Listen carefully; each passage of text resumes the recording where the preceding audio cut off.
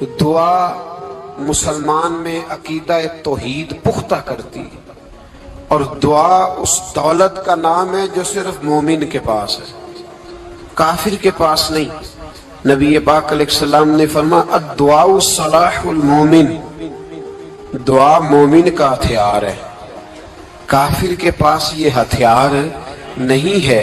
مومن جب اپنے مالک کے حضور دعا مانگتا ہے نا، دنیا میں آپ کسی سے زیادہ مانگے تو وہ ناراض ہو جاتا ہے، وہ کہتا ہے بھائی تو نے تو کام بنا لیا ہے، کل بھی دیا تھا، پرسوں بھی دیا تھا، روز روز تجھے کون دے؟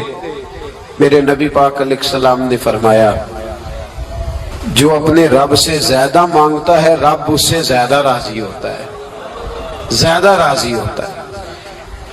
اب دعا مخصوص اوقات نہیں دعا کے، فرمایا اذا دعان، جب بھی دعا مانگو گے تمہارا رب تمہاری دعا کو، جب بھی دعا تو دعا کرتے رہنا چاہیے، ہر وقت دعا میں بندہ شامل رہے، اللہ کے ذکر میں شامل۔ یہ جو قرآن مجید نے کہا نا یا ایھا الذین آمنوا اذکروا اللہ ذکرا کثیرا، اے ایمان والو اپنے رب کا ذکر کثرت سے کرو، وسبحوہ بکرۃ واصیلا، اور صبح و شام اسی کی پاکی بیان کرو۔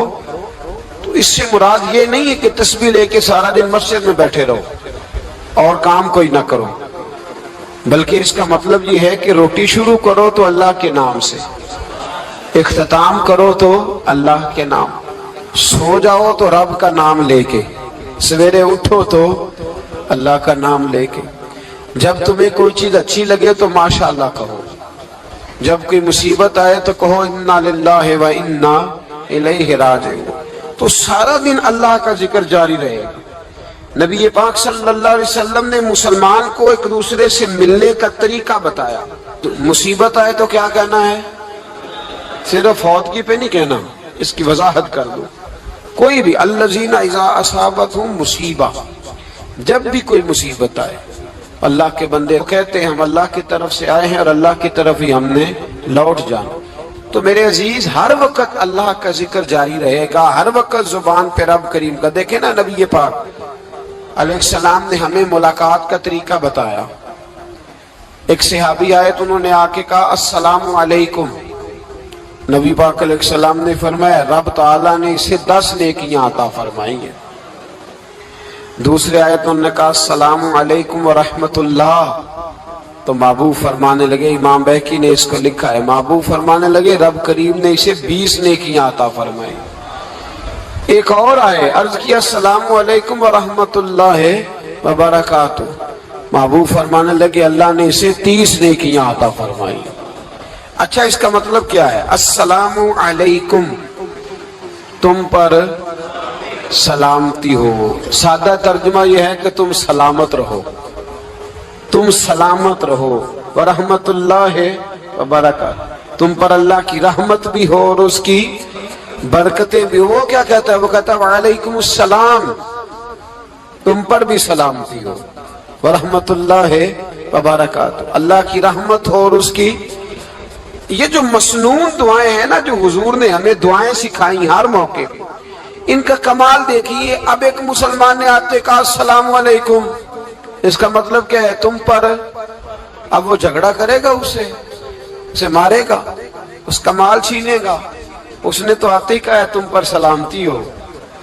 تو جو سلامتی کی دعا دینے والے ہیں وہ جیب تھوڑی کاٹیں گے، وہ غبن تھوڑی کریں گے، ڈاکہ تھوڑا ڈالیں گے۔ اسلام نے لفظ ہی وہ سکھایا ہے کہ فرمایا جب تم نے ملنا ہے تو تم نے دعائیں کرنی ہے ایک دوسرے کے لیے۔ اب ہمارے ہاں نئے نئے لفظ آ گئے، ٹیلی فون اٹھایا تو کہا ہیلو، اس کا کیا ترجمہ ہے؟ کون ہے؟ اس کا کیا ترجمہ ہے؟ جی جناب، اس کا کیا مطلب؟ ہم نے دیکھا بڑے بڑے سمجھدار لوگ السلام علیکم کی بجائے کہتے ہیں کیا حال ہے؟ بھئی کیا عجیب بات ہے، بھئی کیا حال ہے کا کیا مطلب ہوا؟ وہ بعد میں کرنے کی بات ہے۔ اور کچھ تھوڑا سا جو ادیب ہیں، جو بیچارے حروف کے پیچ و تاب میں رہتے ہیں، وہ کہتے ہیں آداب عرض ہے۔ وہ کیا ہوتا ہے جی؟ اسلام نے دعا سکھائی ہے السلام علیکم، یہ کتنی خوبصورت دعا ہے۔ جب آپ گھر کے اندر داخل ہوئے تو آپ نے دعا دی السلام علیکم، یہ دعا دی آپ۔ ایک صحابی حاضر خدمت ہوئے، عرض کی یا رسول اللہ صلی اللہ علیہ وسلم میرے گھر میں غربت رہتی ہے، کیا کروں؟ نبی پاک علیہ السلام نے فرمایا جب بھی گھر جایا کرنا گھر والوں سے سلام لیا کر، گھر والوں سے کیا کہا کر؟ السلام علیکم، جب بھی گھر جائے۔ یعنی گھر آیا، اب گھر والوں نے بتایا کہ ماچس کی ڈبیا تو لے آؤ، اب یہ دکان کونے پہ تھی گھر والے پہ، وہاں سے ماچس کی ڈبیا لے کے واپس گیا تو کہنے لگا السلام علیکم۔ پھر گھر والوں نے کہا ہو بتانا یاد ہی نہیں رہا، چینی بھی ختم ہو گئی ہے۔ تو یہ پھر گیا چینی لینے، لوٹ کے آیا تو کیا کہا؟ جب اللہ چاہتا ہے تو کہے، جب اللہ کے رسول چاہتے ہیں تو کہے۔ اس کا ترجمہ یہ ہے کہ تو کہہ، تو سلام لے۔ اللہ رسول چاہ رہے ہیں کہ تو سلام لے تاکہ تیرے گھر میں سلامتیاں ڈال دی جائیں۔ تو فرمایا سلام لینی ہے تو نے، اور ساتھ تو نے اس طرح کرنا ہے کہ 3 دفعہ سورۃ اخلاص کو پڑھنا ہے۔ امام قرطبی نے اس کو لکھا ہے۔ اس نے کہا حضور غربت بڑی ہے، غربت بڑی ہے تو کہ وظیفہ بتائیں؟ فرمایا جب بھی گھر جاؤ سلام لو اور 3 دفعہ سورۃ اخلاص پڑھو۔ وہ صحابی کہتے ہیں میں پکا ہو گیا۔ اب وہ کچھ دنوں کے بعد، کچھ عرصے کے بعد، کچھ مہینوں کے بعد واپس آئے تو صحابہ کرام علیہم رضوان فرماتے ہماری خواہش تھی کہ یہ کچھ بیان کرے، اب بتائے جو وظیفہ لے کے گیا تھا اس کا ریزلٹ کیا نکلا؟ کہتے اس نے بڑی حیرت انگیز بات کی، حیرت انگیز عجیب انداز میں۔ کچھ لوگوں کا دل ہوتا ہے نا کہ مجھے ملے میرے پڑوسی کو نہ ملے، اور کچھ کا دل ہوتا ہے یار مجھے بھی ملا ہے اور الحمدللہ میرے پڑوسی کو ملا ہے۔ تو صحابی جب حاضر ہوئے تو صحابہ کہتے ہیں ہمیں تجسس تھا کہ یہ کچھ بتائیں، تو حضور نے فرمایا کیا حال ہے تیرا؟ کہا یا رسول اللہ کمال ہی ہو گئی ہے حضور، میں جب بھی گھر جاتا ہوں سلام لیتا ہوں اور 3 دفعہ سورۃ اخلاص پڑھتا ہوں، میں تو امیر ہو ہی گیا ہوں، میرے تو ہمسائے بھی امیر ہو گئے۔ کتنا پیارا ہے یہ جملہ، کتنا حسن ہے، اتنا اچھا لفظ کسی اور کے پاس ہے ہی نہیں جو الفاظ ہمیں ہمارے رسول نے عطا فرمایا۔ اس کو اپنائیے، اس کو اپنائیے۔ یہ الگ بات ہے کہ لوگ مطلب کے لیے سلوٹ کر لیتے ہیں بڑا سارا، لیکن مطلب کے لیے نہیں۔ جس کو جانے اس سے بھی سلام لیں، جس مسلمان کو نہیں جانتے اس سے بھی۔ تو نبی پاک نے ہمیں مسنون دعائیں سکھائیں۔ رات کو جب سونے لگیں اللہ کے رسول صلی اللہ علیہ وسلم نے ہمیں دعا سکھائی۔ حضور نے فرمایا جب سونے لگو تو مسلم شریف میں فرمایا تم نے یہ دعا پڑھنی، اللہم باسمک اموت و احیا۔ تم نے کہنا اے اللہ میں تیرے نام پر مرتا ہوں اور تیرے نام پر جیتا ہوں۔ نبی پاک صلی اللہ علیہ وسلم نے ایک حدیث میں فرمایا کہ یہ جو نیند ہے نا یہ موت کی چھوٹی بہن ہے، یہ موت کا ایک حصہ ہے۔ جس طرح انسان سو جائے تو کوئی خبر نہیں ہوتی کیا ہو رہا ہے، بالکل وہ اٹھا ہے تو اس نے کہا ہو یہ کیا ہوا، سو جاتا ہے نا آدمی اسے خبر نہیں ہوتی، اوہو میں نے تو 11 بجے اٹھنا تھا یہ تو 3 بج گئے، اب اسے خبر نہ رہی۔ سوتے ہوئے لوگ چوری کر لیتے ہیں، بلکہ اس طرح بھی ہوتا ہے کہ آدمی نے گکھڑ اترنا تھا، وہ پنڈی سے آ رہا تھا لیکن وہ سویا ہوا تھا، آنکھ تب کھلی جب کاموں کی آ گیا تھا، اب اس کا اس پر زور ہے۔ تو فرمایا کیا پتا اب تو کھل گئی کاموں کی، جا کے لاہور جا کے کسی جگہ پہنچ کے، تو یہ بھی ممکن ہے کہ کھلے ہی نہ، نیند ہی موت کا سبب بن جائے۔ تو تو کہہ کے سو کہ یا اللہ تیرے نام پہ سو رہا ہوں۔ اللہ کس نام پہ سو رہا ہوں؟ یار اگر ہم ان دعاؤں کا حسن سمجھے، اللہم باسمک اموت و احیا، یا اللہ میں تیرے نام پہ سوتا ہوں اور تیرے نام پر اٹھتا ہوں، گویا کہہ رہا یا اللہ میری نیند بھی تیرے فضل سے ہی ہے، اور اگر آنکھ کھل جائے تو وہ بھی تیرے فضل سے ہی ہے۔ کتنا اعلیٰ نبی پاک علیہ السلام نے انداز سکھایا۔ اور پھر بخاری شریف میں حدیث موجود ہے، فرمایا جب اٹھو تو کہو الحمدللہ الذی احیانا احیانا بعد ما اماتنا والیہ النشور۔ فرمایا جب تم سو کے اٹھو تو پھر کہو اے اللہ ساری تعریفیں تیرے لیے، تمام تعریفیں جس نے ہمیں موت کے بعد حیات دی، موت کے بعد فرمایا احیانا بعد ما اماتنا، ہمیں مرنے کے بعد گویا اللہ کا شکر ادا کر کے آنکھ کھل گئی۔ دیکھیں کس طرح اسلام مسلمان کو اللہ کے ساتھ جوڑتا ہے۔ فرمایا شکر کر، آنکھ کھل گئی۔ کہ یا اللہ تیرا شکر ہے تو نے موت کے بعد ہمیں دوبارہ حیات عطا فرمائی، یہ شکر ادا کرو۔ گویا تم یہ نہ کہنا کہ میں اٹھ گیا ہوں تو میرا کمال ہے، یہ نہ سمجھنا میں اٹھ گیا ہوں تو میں بڑا پابند ہوں، جب میں ارادہ کر لوں کہ میں نے 11 بجے اٹھنا ہے تو پھر میں اٹھ جاتا ہوں۔ یہ نہ کہنا کہ یہ الارم بڑا اچھا ہے، یہ مجھے اٹھا لیتا ہے۔ ذہن کے اندر خیال کر کہ نیند تو موت کی طرح تھی، یہ جو میں اٹھ گیا ہوں تو اپنے رب کے فضل سے اٹھا ہوں۔ جو میں اٹھ گیا ہوں، جو ابھی اٹھے ہیں وہ تو بول دینا کم از کم کہ میں اپنے رب کے فضل سے اٹھ گیا۔ تو دعا سکھائی۔ پھر دیکھیے نبی پاک صلی اللہ علیہ وسلم نے فرمایا جب تم بیت الخلاء میں جاتے ہو نا، واش روم میں جاتے ہو، تو گندی چیزیں ہوتی ہیں وہاں، شیطان ہوتے ہیں، جنات ہوتے ہیں، یہ گندگی پہ ہوتے ہیں۔ جب تم واش روم جاؤ، بیت الخلاء جائے، تب بھی دعا مانگو۔ کیا دعا مانگو؟ وہ دعا بھی نبی پاک صلی اللہ علیہ وسلم نے ہمیں تعلیم فرمائی اور بخاری میں ہے، کہا پڑھا کرو اللہم انی اعوذ بکا من الخبث والخبائث۔ کہو اے اللہ ناپاک چیزوں سے میں تیری پناہ مانگتا ہوں، وہ نر ہوں یا مادہ ہوں، اللہ میں تیری پناہ مانگتا ہوں۔ واش روم کے اندر بہت ساری بری چیزیں ہوتی ہیں، جوان میری بات پر توجہ فرمائیں، وہاں بہت ساری گندی چیزیں ہوتی ہیں۔ انسان کئی دفعہ واش روم میں جاتا ہے، اسے وسوسے زیادہ آتے ہیں۔ یہ نوٹ کریں میری بات کو۔ اصل میں نا ہم بات ڈھونڈ رہے ہیں علاج اپنی بیماریوں کا، حالانکہ علاج تو سارا مدینے والے رسول کے پاس موجود ہے، محبوب کے پاس ساری دوائیاں ہیں۔ تو نبی پاک علیہ السلام دیکھیں نا، انسان واش روم میں جاتا ہے اسے وسوسے آتے، برے خیالات آتے، وہ گناہ کی طرف کئی دفعہ مائل ہوتا ہے، تو کہا تو دعا پڑھ کے جاؤ اللہم انی اعوذ بکا، یا اللہ میں تیری پناہ مانگتا ہوں من الخبث والخبائث، ہر خبیث اور بری چیز سے میں تیری پناہ مانگتا ہوں، وہ نر ہو یا یار کتنا عظیم دین ہے، کتنا عظیم میرے مصطفیٰ کریم کا وہ والا دین ہے۔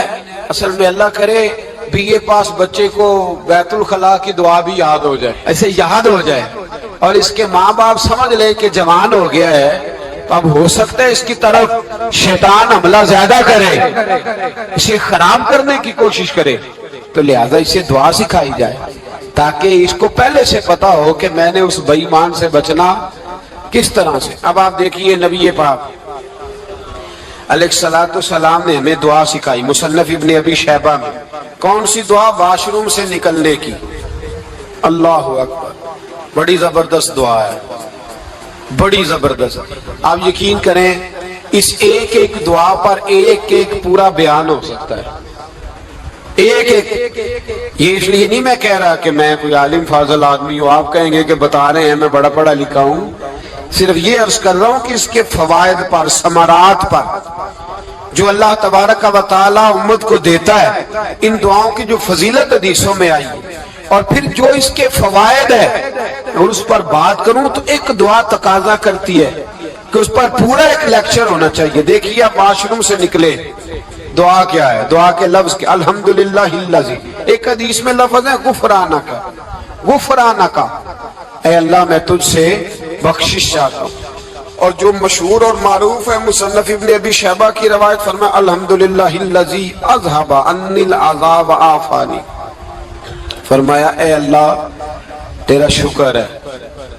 واش روم سے نکلا ہے تو کہہ رہا یا اللہ تیرا شکر ہے، تو نے مجھ سے اذیت دور کی، وعافانی، اور تو نے مجھے عافیت عطا کر دی، اذیت دور کر دی اور عافیت۔ بولیے واش روم سے نکلا ہے تو کیا کہتا ہے؟ یا اللہ تیرا شکر ہے، تو نے مجھ سے اذیت دور کر دی اور مجھے عافیت۔ ڈاکٹر حکیم ہومیوپیتھک ایک چیز پر متفق کم ہوتے ہیں، پتہ ہے نا آپ کو، لیکن اس بات پر سب کا اتفاق ہے کہ اگر کسی کو قبض ہو جائے نا تو شاید 70 یا 72 بیماریاں لگ جاتی ہیں اس کو. اور جب آدمی کو قبض ہوتی ہے نا، پیٹ کے اندر فضلہ جم جاتا ہے، خارج نہیں ہوتا، اس کو اعصاب کی بیماری ہوتی ہے، اس کے ذہن پر اثر ہوتا ہے اس چیز کا. آپ یہ مت سمجھے کہ کھانا کھانا ہی ایک کمال ہے. اللہ نے یہ بھی نعمت بنائی ہے کہ کھانا جب خارج ہوتا ہے تو وہ بھی اللہ کا بہت بڑا احسان ہے. تو فرمایا تو سمجھا ہی نہیں، اگر تجھے قبض ہو جاتی، تیرے پیٹ کے اندر وہ چیز جم جاتی، تیرے لیے کتنی تکلیف کا باعث تھی. ان لوگوں سے پوچھئے جو اس کے بیمار ہیں، اس کے مریض ہیں، وہ کتنی تکلیف میں رہتے ہیں، سر میں درد ہوتا ہے، سر چکراتے ہیں. ایک بہت بڑا روڈ ایکسیڈنٹ ہوا تو ڈرائیور سے لوگوں نے پوچھا کہ مسئلہ کیا ہے، تو کہنے لگا میں قبض کا مریض ہوں، تو میں کھانا کھا لیتا ہوں تو میرے ذہن پر وہ اس قدر زیادہ گیس کا غلبہ ہوتا ہے کہ میں سخت تکلیف میں ہوں.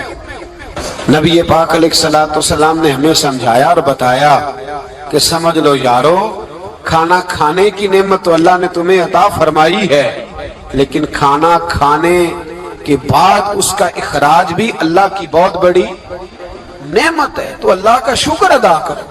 پھر جب آپ گھر سے نکلیں گے تو بھی اس کی دعا ارشاد فرمائی، بسم اللہ توکلت علی اللہ، اللہ کے نام سے گھر سے نکلتا ہوں اور میں نے بھروسہ بھی اللہ کے نام پہ کیا.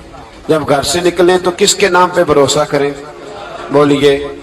حضرت رابعہ بصریہ رحمت اللہ علیہا آپ تشریف لے گئیں حج کرنے. جس دن واپس آئیں اپنا اونٹ کہہ گئی جاتی دفعہ، کہنے لگی اللہ میں تیرے حوالے کر کے جا رہی ہوں، اور بسم اللہ توکلت علی اللہ، بھروسہ بھی تیری ذات پہ. جس دن واپس آئی نا اسی دن کسی نے بتایا کہ اماں آج ہی تیرا اونٹ مر گیا ہے. تو اونٹ کے سرانے کھڑی ہو کے کہنے لگی مولا میں تو تیرے نام پہ تیرے پہ بھروسہ کر کے گئی تھی، تیرے حوالے میں تو تیرے گھر گئی تھی. تو لوگ کہتے ہیں اماں کے منہ سے لفظ نکلے تو اونٹ زندہ ہو کے کھڑا ہو گیا. تو اماں کہنے لگی نہیں تمہیں غلطی لگی ہے، مرا ہی نہیں تھا، پہلے سے ہی موجود تھا. وہ اپنی کرامت بھی نہیں ظاہر ہونے دی. تو بھائی گھر سے نکلے تو کس لفظ پر کہ یا اللہ میں تیرے بھروسے پہ نکل رہا ہوں. میں اس کے دو فائدے ہوں گے، ایک تو آپ اللہ کی امان میں جا رہے ہیں، اللہ کی امان میں آ رہے ہیں، اور دوسرا جس گھر کو آپ چھوڑ کے جا رہے ہیں اسے بھی اللہ کی امان میں دے کے جائیں. تو کتنا لذت والی دعا ہے جو نبی کریم علیہ السلام نے ہمیں سکھائی. اب ذرا حدیث سنے خوش ہو کے. دیکھیں حضور نے دعا سکھائی، فرمایا جب دیکھ لو نا کسی کو ہنستا ہوا، کیا کرتا ہوا؟ ماشاءاللہ آپ تو ہنسنے لگے. جب کسی کو ہنستا ہوا دیکھو تو کہا کرو اضحک اللہ سنک. یہ دعا یہ بخاری ہے. فرمایا دعا مانگا کرو جب کسی مومن کو ہنستے ہوئے دیکھو تو دعا مانگو اضحک اللہ سنک، اللہ تجھے ہنستا ہی رکھے، اللہ تجھے. بولیے جل نہ جایا کرو کہ میں پریشان ہوں تو یہ ہنس کیوں رہا ہے، جلا نہ کرو، بلکہ کیا کہا کرو اللہ تجھے ہنستا رکھے، اللہ تجھے. نبی پاک صلی اللہ تعالی علیہ وآلہ وسلم نے فرمایا، ترمذی میں حضرت اسامہ بن زید رضی اللہ تعالیٰ عنہ سے حدیث مروی ہے، حضور نے فرمایا جس نے کسی کے ساتھ احسان کیا اور جس پر احسان کیا، اگر اس نے یہ دعا پڑھ دی نا جزاک اللہ خیرہ، تو فرمایا اس نے اللہ کی بھی پوری حمد کر دی اور محسن کا صحیح شکریہ بھی ادا کر دیا. کیا کہنا ہے؟ جزاک اللہ، اللہ تجھے بہترین جزا عطا کرے. اس کا ترجمہ کیا ہے؟ اللہ تجھے بہترین، کیونکہ حضور فرماتے ہیں من لم یشکر الناس ولم یشکر اللہ، جس نے بندوں کا شکریہ ادا نہیں کیا اس نے اللہ کا بھی شکریہ ادا نہیں کرنا. تو کیا کہنا چاہیے؟ جزاک اللہ خیرہ. اور اگر اماں کہتی ہو بچوں کو انگریزی سکھانی ہے تو کیا کہنا ہے پھر؟ شکریہ ادا کرنے میں کیا کہنا ہے؟ Thanks, thank you. او خدا کے اس کا ثواب کتنا ہے؟ بولے انگریزی ایک زبان ہے، اس کو زبان ہی رہنے دیں گے. ایک نوجوان نے مجھے بڑی گہری بات سنائی، میرا قریبی تعلق تھا. کہنے لگا گھر میں بڑا مسئلہ ہے، بڑی پریشانی ہے، ماں اور بیوی کا ماحول اتنا سخت ہو گیا ہے کہ نمٹ نہیں سکتا. آپ یقین کریں میں نے ڈیٹیل سے ساری چیز کو سٹڈی کیا، میرے پاس اتنا وقت نہیں ہوتا، پھر بھی میں نے اس فیملی کو پورا پڑھا تو غلطی نوجوان کی نکلی. نہ اس پہ اماں اعتبار کرتی ہے نہ بیوی اعتبار کرتی ہے. اس نے جھوٹ بول بول کے اس طرح کی ماحول پیدا کر دیا ہے کہ کوئی اس پر اعتماد کرنے کو تیار ہے. اگر آپ ناراض نہ ہوں تو ایک بات کروں، پتہ ہے گھر میں ماحول کب خراب ہوتا ہے؟ باہر والے ہماری تقریر سنتے ہیں، گھر والے ہمارا عمل دیکھتے ہیں. جب وہ دیکھتے ہیں نا کہ یہ کس طرح کا شخص ہے، اس کے رویے، اس کا کردار، اس کا لب و لہجہ کتنا برا ہے اور یہ کردار کا کتنا کمزور ہے. اعلیٰ حضرت فرمایا کرتے تھے نیک وہ ہوتا ہے جس کی تنہائی صاف ستھری ہوتی ہے. اس لیے ماحول بگڑ جاتا ہے. یہ جو ہم کہتے ہیں نا میرے سجن بڑے بنتے ہیں پھر ٹوٹ جاتے ہیں، کچھ لوگ ایسے ہوتے ہیں جو ان کے پاس جاتا ہے انہی کا ہو جاتا ہے. وہ کہیں اور کے قابل کیوں بھلا؟ اس لیے کہ ان کے کردار میں ٹھنڈک دیکھتا ہے، ان کے لب و لہجے میں مٹھاس دیکھتا ہے، اس شخص میں اتنی خوبصورتی دیکھتا ہے کہ اسی کا بن جاتا ہے. حضرت ابراہیم بن ادم کے پاس ایک نوجوان آیا، کہنے لگا میں گناہ کرنا چاہتا ہوں. فرمانے لگا بالکل کر، اللہ کا دیا ہوا رزق کھانا چھوڑ دے اور گناہ کر. کہنے لگا یہ نہیں ہو سکتا. فرمانے لگے چل پھر اس طرح کر، رب کی زمین پہ نہ رہ، کسی اور کی زمین پہ چلا جا. کہنے لگا یہ بھی نہیں ہو سکتا. فرمانے لگے چل اللہ کی چھت سے نکل جا. کہنے لگا یہ بھی نہیں ہو سکتا. تو آپ رو پڑے. فرمانے لگے پھر جناب اسرائیل جب آئیں تو ان سے کہنا مجھے 2-3 سال کی مہلت دے دے، پچھلی میری گناہوں میں گزر گئی، میں ذرا 3 سال عبادت کر لوں. تو وہ شخص بھی رونے لگا، کہنے لگا حضور وہ مہلت نہیں دیتے، وہ جب لینے آتے ہیں تو پھر لے کے اللہ تعالیٰ نے جب انسان بنانا چاہا نا تو جناب جبریل کو کہا مٹی لے کے آ زمین سے. حضرت جبریل نے مٹی پہ ہاتھ ڈالا تو باقی کی مٹی رونے لگ گئی، اسے جدا نہ کر. تو جناب جبریل چھوڑ کے چلے گئے. حضرت میکائیل کو بھیجا مٹی لا، مٹی پہ ہاتھ ڈالا تو باقی کی مٹی رونے لگ گئی، چھوڑ کے چلے گئے. جناب اسرائیل کو بھیجا، مٹی پہ ہاتھ ڈالا تو باقی کی رونے لگ گئی، چھوڑ کے نہ جاؤ. تو حضرت اسرائیل فرمانے لگے تیرا رونا دیکھو کہ رب کا حکم دیکھو. وہ لے گئے، جب پیش کی تو رب کریم نے فرمایا اسرائیل جان نکالنے کی ڈیوٹی بھی تیری، تو مٹی کو لے آنا، باقی مٹی روتی بھی رہے تو روتی رہے. جب میرا فیصلہ آ جائے تو پھر اس میں کوئی گنجائش ہے. ہم کھاتے بھی اللہ کا ہیں، نافرمانی بھی اس کی کرتے، زمین پہ بھی اس کی چلتے ہیں، نافرمانی بھی اس کی کرتے، حکم کسی اور کا مانتے ہیں، چھت پہ رب کریم کی رہتے. اس طرح نظام نہیں چلتا. میرے بھائی یاد رکھ لو گناہوں کی سزا ملے گی، زندگی تنگ ہو جائے، یہاں بھی آزمائش ہوگی اور وہاں بھی. میں نے درس پہ کہا تھا پھر بات کہتا ہوں، یہ میں اپنے لیے کہہ رہا ہوں، توجہ ہے میری بات پر. دعا فرمایا کریں کہ جو کچھ ہم نظر آتے ہیں اللہ ہمیں ویسا بننے کی توفیق بھی عطا فرمائے. اللہ ویسا بننے کی یہ مشکل معاملہ ہے، مشکل.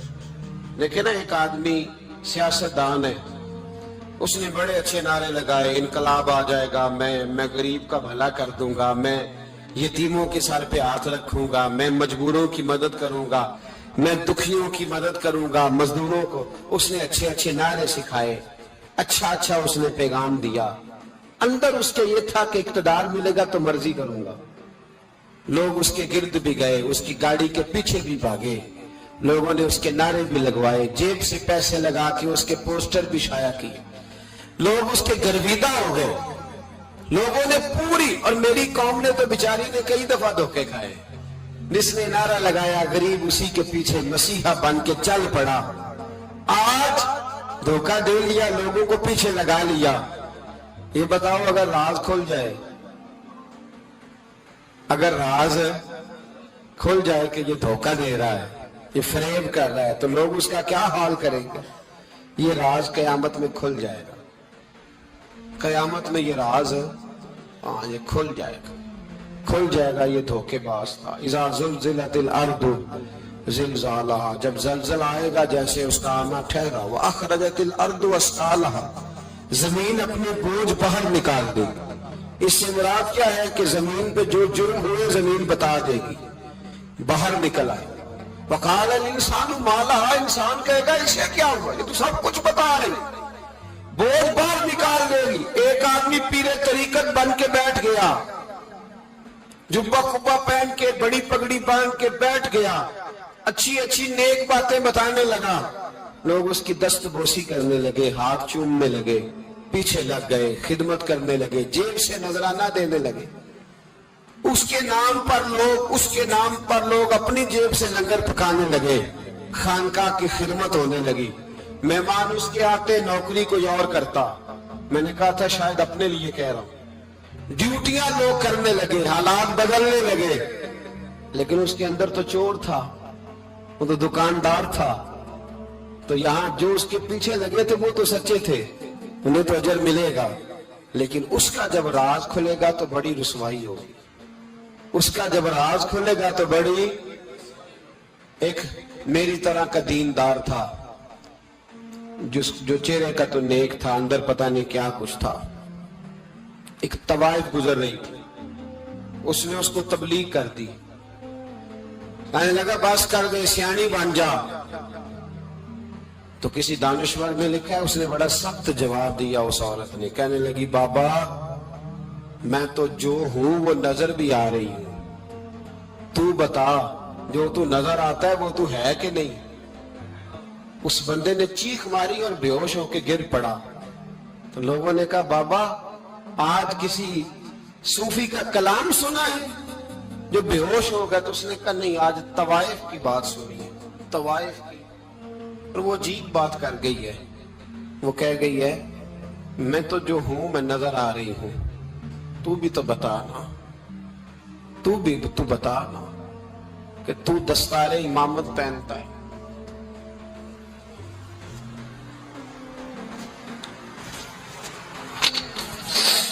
تو بتا تو جو کہلاتا ہے تو وہ ہے کہ نہیں۔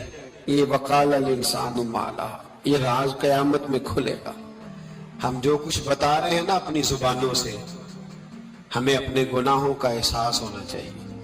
ایسا نہ ہو کہ جب سزا ملے تو پھر اس طرح کی ملے کہ دوبارہ کسی کو کوئی منہ دکھانے کے قابل نہ رہے۔ میرے بھائی یاد رکھیں اور سمجھیں، گناہ انسان کی زندگی کو تنگ کرتے ہیں۔ میرے نبی پاک علیہ السلام نے فرمایا جب تو جھوٹ بولتا ہے تو تیرے فرشتے کرامن کاتبین سائیڈ پہ ہو کے کھڑے ہو جاتے ہیں، جب تو زنا کرتا ہے تو تیرے اندر سے ایمان نکل جاتا ہے۔ اور نبی پاک علیہ السلام نے فرمایا جب میری قوم میں ناانصافی عام ہو جائے گی تو قتل بھی عام ہو جائے گا۔ اور سن لو لکھ لینا یہ حدیث دل کی تختی پر، نبی پاک علیہ السلام نے فرمایا جب میری قوم میں بے حیائی اور بدکاری عام ہو جائے گی تو دو سزائیں اللہ دے گا۔ ایک تو جوان موتیں آئیں گی، جوان بچے کچھ بھی نہیں دیکھا چلے گئے، اور دوسری سزا اللہ یہ دے گا کہ ایسی بیماریاں آئیں گی جن کا علاج نہیں ملے گا، ایسے امراض پھوٹ پڑے گے۔ اگرچہ میں آپ کو ایسی تقریر بھی سنا سکتا تھا جس پہ آپ بہت زیادہ محظوظ ہوتے، پر میں نے اس جمعے میں ایسا موضوع چنا ہے جس کا ہمیں خاص ضرورت ہے۔ بھائی دیکھیں تو صحیح کہیں ایسا تو نہیں کہ ہم ان عیبوں میں مبتلا ہیں۔ میرے نبی کریم علیہ السلام نے فرمایا جب تم نیکی کا حکم دینا اور برائی سے منع کرنا چھوڑ دو گے پھر اللہ تم پر ظالم حکمران مسلط کرے گا۔ اور اگلے لفظ اس سے بھی زیادہ سخت ہیں، محبوب فرمانے لگے پھر تمہاری نیک لوگ دعائیں بھی کریں گے تو اللہ وقتی طور پر ان کی دعاؤں کو بھی قبول نہیں فرمائے گا، اس لیے کہ تم لوگوں نے نیکی کا حکم دینا اور بھلائی سے روکنا چھوڑ دیا۔ عزیزو یاد رکھو جب گناہ عام ہوتے تو پھر حالات بدلتے اور لوگوں کو سزا ملتی ہے ان کے گناہوں کی، بلکہ یہاں تک لکھا ہے کہ نیت خراب ہو تو سزا شروع ہو جاتی۔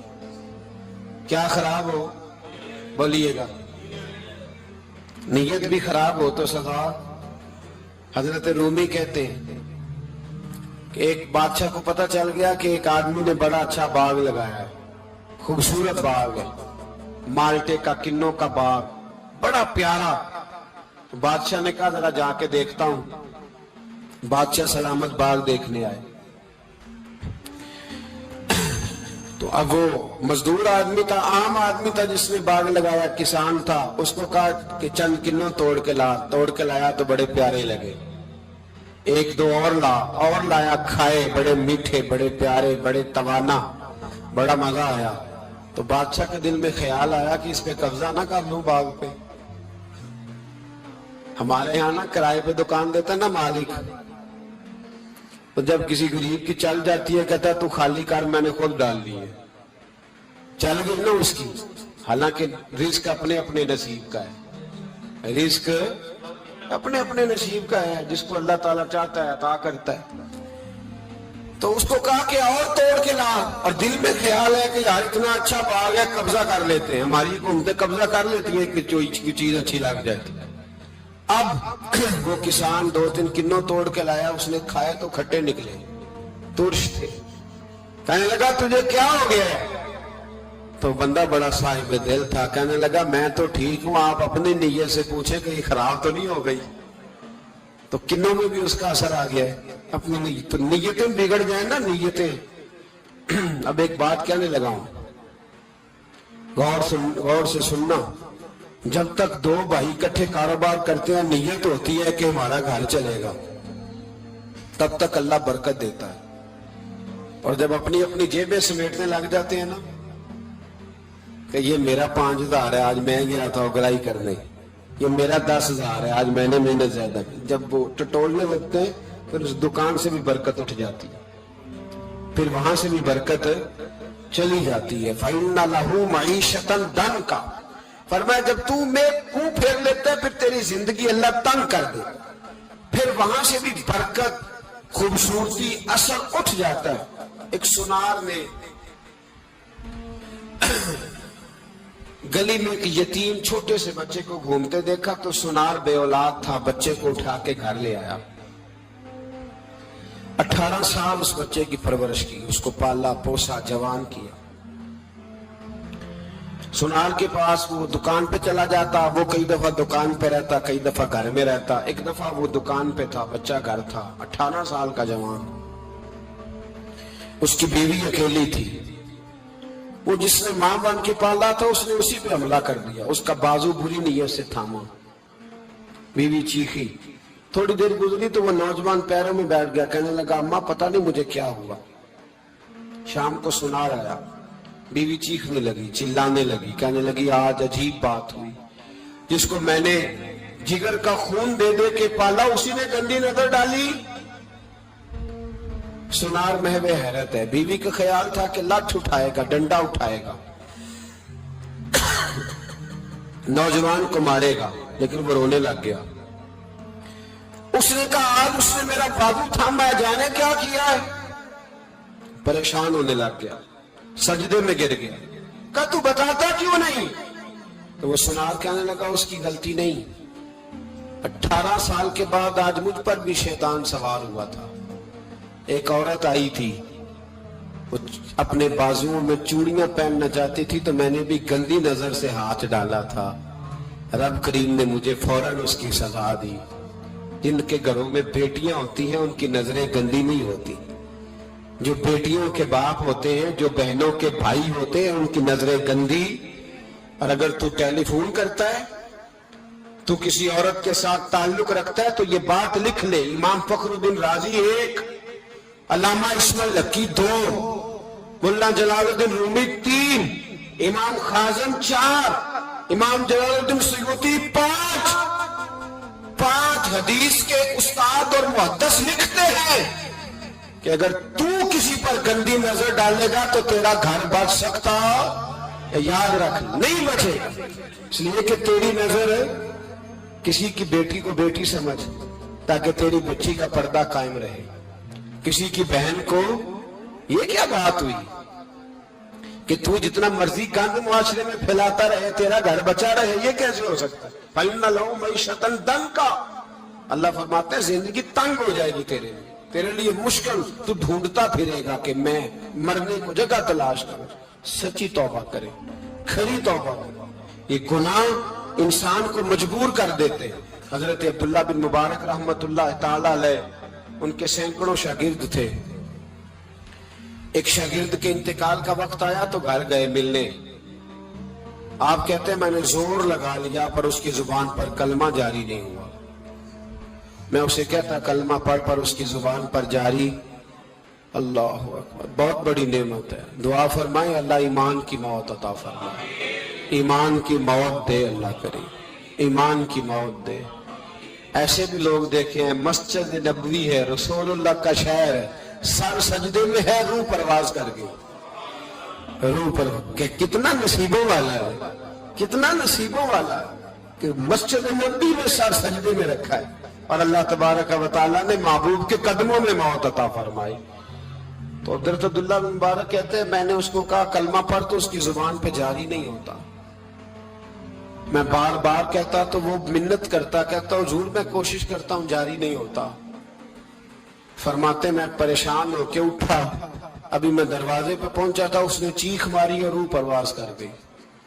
بچے رونے لگے، بیوی رونے لگی، تو میں نے اس کی بیوی سے کہا کہ جرم کیا کرتا تھا، اتنا بڑا پاپی پہ کلمہ جاری نہیں ہوا۔ اس کی زوجہ کہنے لگی حضرت جی 2 گناہ تھے اس کے، ایک تو یہ شراب کا عادی تھا، روکتی تھی باز نہیں آتا تھا، اور دوسری بات یہ کہ یہ اپنی اماں کا نافرمان تھا، وہ 2 گلیاں چھوڑ کے رہتی ہے، ایک کبھی ملنے نہیں گیا تھا۔ اس بوڑھی کا کلیجہ اس کی طرف سے بڑی تکلیف میں تھا۔ تو حضرت عبداللہ بن مبارک کہنے لگے جا تو بھی دعا کر اور اس کی ماں کو بھی کہہ دعا کرے کہ یہاں تو یہ کلمہ نہیں اسے نصیب ہوا، اللہ کرے اللہ آخرت کی منزلیں اس کی بہتر فرما دے۔ میرے بھائی ایسے گناہ، حضرت مالک بن دینار نے توبہ کی انہوں نے۔ کس طرح؟ فرماتے میں نشے کا عادی تھا، کسی نے مجھے کہا کہ بطور دوائی شراب پی لو تو میں نے پی لی، نشے کا عادی تھا، شراب پیتا تھا۔ اللہ تعالیٰ نے بڑی منتوں اور کوششوں کے بعد، منتوں کے بعد ایک بیٹی عطا فرمائی، وہ بھی 2.5-3 سال کی ہوئی تو پردہ کر گئی۔ کہتے میں اس کی قبر پہ بیٹھ کے گھنٹوں روتا، شراب کا عادی تھا۔ ایک دن سویا تو خواب دیکھتا ہوں کہ میرے پیچھے ایک بڑا سانپ لگ گیا، اور سانپ جب منہ کھولتا ہے تو انگارہ نکلتا ہے۔ میں پھر دعا کرتا ہوں اللہ ہمیں معاف فرمائے، اللہ ہم سے درگزر۔ میں کچھ قبرستانوں میں جاتا ہوں تو میں وہاں سانپ بچھو پھرتے ہوئے دیکھتا ہوں، تو ڈر آتا ہے کہ ہم یہاں آنے والے ہیں۔ یہ لوگ کہہ رہے ہیں کہ تمہاری تیاری ہے، کسی وقت بھی اعلان ہو جائے گا کہ چلو بھائی چلو فلاں صاحب کا جنازہ ہے، اٹھو۔ لوگ کہتے ہیں جلدی کرو، اور ایک کونے میں ایک شخص یہ بھی کہتا ہے کہ دیگ بھی رکھ لو مہمان بڑے جمع ہو گئے، اور ایک کونے میں لوگ یہ بھی کہتے ہیں کہ برف ٹھنڈی لے آؤ، لوگوں نے پانی بھی پینا ہے۔ پہلے اعلان ہوتا ہے کہ فلاں فوت ہو گیا، پھر اعلان ہوتا ہے جنازے کا ٹائم ہو گیا، پھر اعلان ہوتا ہے جنازہ اٹھایا جائے گا، اور پھر بات ختم ہو جاتی ہے۔ پھر کل من علیہ فان، پھر کوئی نہیں پوچھنے آتا، ختم ہو گیا، قصہ ہی ختم ہو گیا، ان لوگوں کی کہانی مٹ گئی، ختم ہو گئے، بڑے بڑے کنج کلا، کوئی پوچھنے والا نہیں۔ موت کا راج ہے، موت کا راج، موت راج کرتی ہے بس، اور کسی کا راج نہیں، وہ راج کرتی ہے، جدھر جاتی ہے اسی کا راج ہے، راج کر رہی ہے۔ تو حضرت مالک بن دینار کہتے قبرستان میں نے دیکھا، میں خواب دیکھتا ہوں بڑا اژدہا، اس کے منہ کے اندر آگ میرا پیچھا کر رہا ہے۔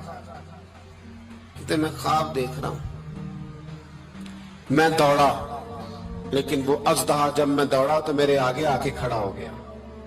میں مشرق کو دوڑا تو وہاں بھی آ گیا، مغرب کو دوڑا تو وہاں بھی آ گیا۔ جناب مالک بن دینار کہتے ہیں کہ بوڑھا شخص کمزور مجھے بچانے آیا، پر اس اژدہا نے پھونک ماری تو وہ بوڑھا آدمی دور جا گرا۔ کہتے میں چیختا تھا، چلاتا تھا، ایک پہاڑی پہ میں بھاگا گیا تو وہاں مجھے میری بیٹی ملی، مجھے فوت ہو گئی۔ وہ اس اژدہے کے آگے اس نے یوں ہاتھ کیا تو اژدہا پیچھے بھاگ گیا. میں نے بیٹی کو گود میں اٹھایا. میں نے کہا بیٹی یہ کون تھا؟ کہنے لگی ابا یہ تیرا برا عمل تھا, یہ تیرا برا عمل تھا کہ تجھے کھا جاتا اگر میں نہ ہوتی. تو کہا یہ بوڑھا جو مجھے بچانے آیا یہ کون تھا؟ کہا یہ تیرا اچھا عمل تھا پر کمزور بڑا تھا, تھوڑا تھا. یہ تیرے برے عمل کا مقابلہ کرنے کی ہمت نہیں رکھتا تھا. حضرت مالک بن دینار کہتے ہیں میری بیٹی نے خواب میں میری داڑھی پکڑ لی اور کہنے لگی ابا میں چاہتی ہوں تو صحیح ہو جا, ایسا نہ ہو کہ پھر تیرے پیچھے یہ اژدہا لگ جائے. حضرت مالک بن دینار کہتے ہیں جب میں سو کے اٹھا تو میری داڑھی آنسوؤں سے بھری ہوئی تھی. پھر اس کے بعد میں نے توبہ کی, اس طرح کی توبہ کی کہ پھر میں نے کوشش کی کہ دوبارہ میں اپنے رب کی نافرمانی نہ کروں. حضرت عبداللہ ابن عباس فرماتے تھے جو دنیا میں ہنس ہنس کے گناہ کرتے ہیں نا, ہنس ہنس کے جھوٹ ہنس ہنس کے بولتے, ہنس ہنس کے لوگوں کی غیبت کرتے, فرمایا یہ جو تمہیں ہنس ہنس کے گناہ کرتے نظر آتے ہیں ان کا رونا قیامت میں دیکھا نہیں جائے, ان کے آنسو قیامت میں دیکھے نہیں گئے. جو ہنس ہنس کے گناہ کرتے یہ روئیں گے. فَلْيَضْحَكُوا قَلِيلًا وَلْيَبْكُوا كَثِيرًا. رب فرماتا ہے زیادہ رویا کرو کم ہنسا کرو. نبی پاک علیہ السلام روتے تو صحابہ کہتے حضور آپ اتنا کیوں روتے ہیں؟ تو محبوب فرماتے جو میں جانتا ہوں وہ تم نہیں جانتے. بھائیو قبروں میں اکیلے جانا ہے, کبھی غور کرنا اکیلے, کوئی بندہ ساتھ حساب دینے نہیں جائے گا. اماں بڑا پیار کرتی ہے لیکن قبر میں کبھی کوئی ماں بھی ساتھ دفن نہیں ہوتی. اپنا اپنا حساب دینا مشکل وقت ہے, حساب کر لینا چاہیے, تیاری کر کے رکھنی چاہیے. گناہ اگر یہاں ہماری زندگی کو تنگ کریں گے تو وہاں بھی ہمارے لیے مشکلات پیدا کریں. نبی کریم علیہ السلام نے فرمایا ہے کہ اللہ بڑا مہربان ہے, اللہ بڑا کریم ہے, اللہ بڑا ستار ہے.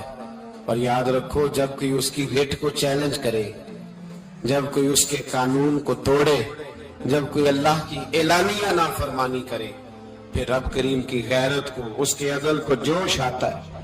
توبہ کرے سچی, مسجد کی حاضری دے پابندی کے ساتھ. میری آپ سے ہمیشہ یہ گزارش رہتی ہے کہ مسجد کی حاضری پابندی سے دے. میں اپیل کرتا ہوں داڑھی رکھ لیں, یہ میرے نبی کا طریقہ ہے صلی اللہ تعالی علیہ. واپس آ جائیں. ہماری بقا نہ ہمارے دین میں ہے, کوئی نہیں ہمیں رکھے گا, کوئی نہیں رکھے گا, کوئی نہیں. میرا ایک دوست رات بتا رہا تھا کہ سعودی عرب میں ایک شخص نے 30 سال محنت کی,